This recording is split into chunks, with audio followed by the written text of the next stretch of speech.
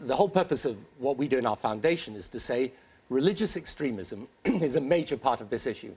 And you can't really deal with it unless you deal with the issue of religion in its own terms. You know, What does that mean? it means that you accept that this perversion of Islam is the source of a lot of the problems in the Middle East, and you have to tackle it not just by security methods, by, as we suggest, you've got to have a concerted effort to attack the religious basis of this extremism, and you've got to go to the education systems of countries in the region and elsewhere, because it's not just in the Middle East, by the way, it's in Africa. You've got millions of people displaced in Africa at the moment, Central Asia, the Far East. This is a huge problem. You've got to go to the education systems in those countries, and we've got to use our negotiating power and might with these countries to say you're going to have to reform the education systems that are educating millions of young people day in, day out to a view of the world that's narrow-minded, bigoted, and hostile to those who are different. You've just put out this new report this morning about Inside the Jihadi Mind. You've studied this, and you have recommendations for regular people on how to deal with it, as well as governments. Let me read the recommendation that you give to governments. You say political leaders must not shy away from identifying ideology and warped understanding of theology as a cause of modern terrorism. The King of Jordan and British Prime Minister David Cameron have led the way.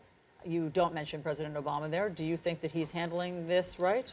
No, I think he actually held the conference the other day on violent extremism that David Cameron was speaking at. But the point that I'm making is there's no point in just tackling the violence unless you tackle the ideology of extremism behind the violence. So one of the things we do is we say, if you survey people in majority Muslim countries, many of them at least, you will find large proportions of those populations share a lot of the basic thinking. They don't share the violence. A lot of them would criticize the violence. But for example, 3/4 of people in many of those countries surveyed believe that it's their job to stand up for an Islamic society against what the United States is trying to do. So you've got these broad ideological strands that lie behind a lot of this extremism. So if you take, for example, some of the organizations in the Middle East, some of those clerics that are putting out the most extreme stuff, they'll have Twitter followings that go into millions of people. Now, these people are saying things about Jewish people, about even those within their own religion who are different, that we would regard as completely unacceptable. And it's those waters of extremism in which the violent extremists can swim. What is your advice to what's going on in our presidential election? Let me ask before you laugh. On his face already. Because look, this issue has weighed in several different ways. What is your advice to the American electorate as they're assessing where to be vis-a-vis, is it just Islam or is it Islamic extremism and the idea of whether a Muslim could be president of the United States? I mean, these are all very debatable issues in this country right now. What's your advice?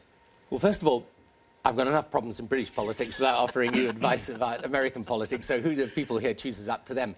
I think the important thing is to realize the majority of people within Islam do not support either the violence or the ideology.